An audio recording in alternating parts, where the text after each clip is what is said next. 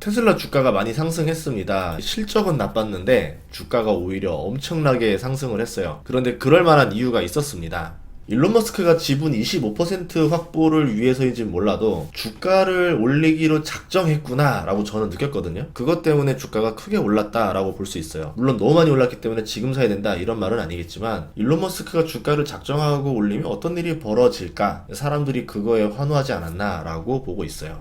우선 실적은 나빴습니다. 테슬라 자체의 나쁨이라기보다는 외부적인 환경이 컸는데 높은 금리도 있었죠. 후티 공격으로 인한 물류 지연, 독일 공장 화재, 그리고 전기차 수요 성장 둔화, 아무래도 침체가 있다 보니까 저렴한 하이브리드라던가 플러그인 하이브리드 이런 것들을 원하는 수요들, 그러면서 전반적으로 순수 전기차가 매력이 떨어진 거 아니냐, 이런 이야기들이 있었는데 외부적인 환경 때문이라 보거든요. 근데 그거는 항상 바뀌기 마련이에요. 부정적인 환경은 다시 긍정적인 환경으로 바꿀 수가 있습니다. 잘한 점은 매출 총이익이 안 좋은 환경에도 불구하고 전분기 대비 약간만 하락했다라는 거예요. 17.6%에서 17.4%로 줄었죠. 영업이익률이 8.2에서 5.5%로 하락한 거는 좀 아픕니다. 다시 10% 이상으로 나와야 되는데요. 근데 주가는 꿈을 먹고 자라요. 테슬라가 가진 특성은 뭐냐면 새로운 제품이 나오면서 레벨업을 해버립니다. 서비스가 나올 때도 레벨업을 하겠죠. 그러면 영업이익률을 급증시킬 거라는 믿음이 있기 때문에 투자자들은 지금 높은 밸류를 인정하고 있어요. 근데 이게 길게 나온다 그러면은 주가가 좀 기다려야 되니까 좀 먼저 떨어지는 거고, 가까이라 그러면은 빨리 올라와서 대기하고 있는 상태인 거죠. 투자자들이 영업이익률이 차근차근 올라갈 때마다 주가가 계속 우상향하지 않겠냐라고 보는데, 테슬라는 그런 패턴은 아니에요. 기술혁신 회사들은 어느 날 갑자기 돈을 벌기 때문에 영업이익률이 차근차근 오르는 걸 보고 투자하기에는 타이밍을 놓칠 수 있죠. 일반적인 주식과 좀 투자 패턴이 좀 다를 수 있다. 그런 점에서 실적이 우상향하는 우량주 투자랑은 조금 다른 방법으로 접근을 해야 된다, 이렇게 말하고 싶어요. 이번 컨퍼런스 콜 질문 대답을 들어보면 일론 머스크가 작정한 부분이 몇 개 있는데 제가 그거를 좀 캡처했습니다. 여기서 힌트를 좀 얻으려고 하거든요. 기존의 전기차 회사들의 하이브리드 전략은 옳지 않다라고 이제 지적을 하는데, 최근 그런 우려 때문에 테슬라 주가가 많이 떨어졌던 거죠. 앞부분에서 그걸 이야기하면서 순수 전기차가 결국 시장을 지배할 거다라는 말을 합니다. 최근 미디어의 흐름이 잘못됐다라고 이야기를 하면서 테슬라로 다시 관심을 끌어오는 전략이죠. 그리고 2025년에 기존 공장만으로도 모델2를 생산해서 연간 300만 대를 달성할 거라는 목표를 말했습니다. 올해 지금 목표 많이 떨어져서 185만 대, 잘해야 200만 대 이렇게 보고 있는데, 그럼 내년에 매출이 50% 정도 상승한다는 얘기예요. 최소로 봐도 매출이 50%면은 영업이익은 뭐 100%, 150%까지 나올 수도 있겠죠. 그러면 당연히 주가가 올라갈 수밖에 없는 가이던스가 나오죠. 그래서 올해는 힘들어도 내년에 큰 폭의 매출 이익 성장이 있을 거기 때문에 지금 고밸류를 유지할 수 있다라고 말하는 것 같아요. 그리고 FSD 가격을 99달러로 낮춘 거, 그리고 FSD 성능이 굉장하다 고 이야기를 여러 군데서 많이 했었거든요. AI에 엄청난 투자를 해서 FSD를 앞당길 거라고 말했고, 인력 10%를 감원한 비용으로 AI에 투자하는 거다, 이렇게 말을 합니다. 주가가 하락할 내용을 주주들이 좋아하는 언어로 살짝 바꿔요. 그래서 저는 이번에 어닝 서프라이즈가 아니라 혀닝 서프라이즈다, 혀로 주가를 끌어올렸다 라고 말하고 싶어요. 정말 대단한 기술입니다. 단어를 살짝 바꾸는 거로 인해서 사람들이 환장하게 만들거든요. GPU를 상당히 많이 사용하고 있다라는 이야기를 하는데, 그만큼 엔비디아 수요도 있다라는 걸 말하는 거예요. 테슬라로 인해서 AI 성장 둔화 두려움을 한번 지워주는 발언을 했다라고 보고 있습니다. 주식에서 중요한 게 거시 경제도 중요한데, 작년에 AI가 나쁜 거시적인 환경에도 불구하고 증시를 끌어올렸던 것처럼 이렇게 한 번씩 미친 기업들이 나오기 시작하면은 그 기업 때문에 지수가 끌어올라가는 경우도 있어요.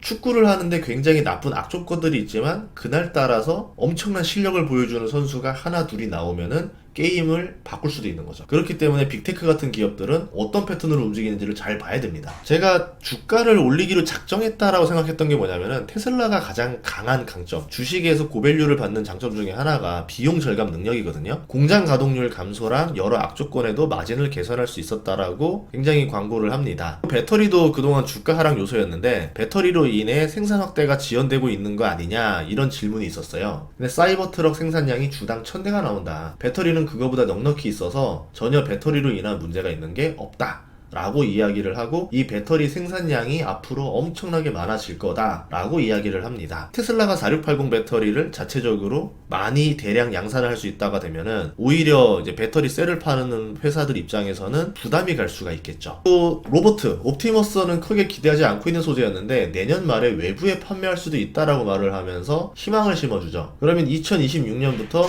매출 이익을 잡아줘야 돼요. 예상을 잡아줘야 되니까 가이던스가 상향되겠죠. 그러면 26년에 차량은 300만 대 팔고 옵티머스 나오고 당연히 주가 가이던스가 확 올라가니까 이번에 주가가 안 올라갈 수가 없었던 거죠. 물론 마지막에 이거 추측이야 이렇게 말을 하는데 조금 더 길어질 수 있다라고 생각을 해야 될 것 같아요. 그래서 저는 26년에 기대하진 않고 한 28년 정도 생각하고 있습니다. 머스크 언어를 이제 들어보신 분들은 알 거예요. 머스크가 하는 말은 언젠가는 조금씩 실현을 시키지만 그 시기가 좀 안 맞을 때가 많아요. 그래서 어떤 사람들은 머스크를 뻥쟁이라고 말하는 사람도 있고 어떤 사람은 대단한 혁신가라 말을 하는데 시간까지 맞추면 얼마나 좋겠어요. 하지만 테슬라라는 회사의 주가가 출렁출렁이는 거를 생각했을 때는 그 정도의 약간 과장은 용인해 줄 수 있다. FSD 승인이 안 됐는데 어떻게 판매를 하느냐는 질문도 있었어요. 하지만 자율주행차법을 채택한 주가 있고 샌프란시스코와 LA 사례 이야기를 했습니다. 중국에서도 통과돼서 운행될 수 있다라는 희망을 이야기합니다. FSD 승인이 되면 테슬라 차를 쓸 수밖에 없죠. 다른 전기차 대비 테슬라가 가장 매력적이게 됩니다. 한 달에 $99면 내가 운전해서 자유로워지는 거예요. 쉽게 생각해서 대리운전 비용보다 저렴한 겁니다. FSD 비용이. 당연히 이 차를 쓸 수밖에 없겠죠. 그러면 독점 시장으로 전환될 수 있는데 테슬라가 높은 밸류를 받는 게 이 자율주행 때문에요. 자율주행에서 아마도 테슬라가 독점하지 않을까 이렇게 보고 있는 거죠. 이게 본격적으로 판매가 되면은 테슬라는 이제 하드웨어 회사에서 소프트웨어 회사로 바뀌게 됩니다. 소프트웨어는요 고정비 이후부터는 매출이 모두 이익이에요. 무한대 이익을 낼 수 있다는 장점이 있죠. 그래서 하드웨어 회사는 퍼가 낮아요. 일반적으로 내연기관 자동차 회사들은 퍼가 낮습니다. 자율주행 가능성이 있는 회사들은 퍼가 높게 형성되는 이유가 소프트웨어로 엄청난 마진율을 낼 수 있기 때문에 높게 적용하는 거거든요. 이제 그런 시기가 다 되어 간다라는 이야기를 하면서 주가를 펌핑하는 이야기를 했던 거죠. 그리고 주주들이 상상으로만 기대했던 것 중에 하나를 이야기합니다. FSD를 다른 자동차 회사에 팔 수 있다라는 말을 해요. 이걸 구입 희망하는 회사가 있고 통합 작업에는 3년 정도 걸릴 거다. 근데 우리 문제가 아니라 그 회사 문제라서 3년이 걸리는 거다. 우리는 바로 줄 수 있다. 이런 이야기를 해요. FSD를 다른 회사에 판다는 뜻이 뭐냐면 스마트폰 회사가 구글 안드로이드 소프트웨어를 달아서 판매한다는 겁니다. 소프트웨어 수입과 플랫폼에서 나오는 거래 수수료를 테슬라가 가져가는 거죠. 그리고 플랫폼이라는 거는 굉장히 매력적인 사업인 게 독점이에요. 가져간 자와 못 가져간 자로 나눕니다. 애매하게 가져간 자는 결국 돈을 못 벌어요. 그러니까 플랫폼에서는 1등만 돈을 번다. 이렇게 볼 수 있거든요. 그럼 자율주행 소프트웨어를 독점하는 회사가 누가 될 거냐인데 다른 회사한테 이 소프트웨어를 판매한다라는 거는 우리가 승기를 잡았다. 라는 거를 알리는 계기가 되는 거죠. 예를 들어서 저번에 테슬라 충전기 마냥 한 회사가 테슬라 거를 쓰겠다고 하면서 다른 회사들도 우리도 하면서 테슬라의 충전 시스템을 여러 회사들이 쓰기 시작했잖아요. 그러면 독점적인 플랫폼이 되는 겁니다. 마찬가지로 FSD도 독점적으로 가져가게 되면은 독점적인 자율주행 플랫폼이 되겠죠. 그러면 구글의 안드로이드랑 애플 같은 밸류를 쳐줘야 되겠죠. 이런 점에서 봤을 때 이번 발표가 일론 머스크가 작정하고 주가를 올리기 위해서 여러 꿈과 희망을 제공했다라 봐요. 물론 이 시기가 당장이 아니라는 점에 대해서 유의를 해야 됩니다. 단기적으로는 사람들이 이 뽕에 취해서 주가가 빵 올라갈 수 있는데 또 이게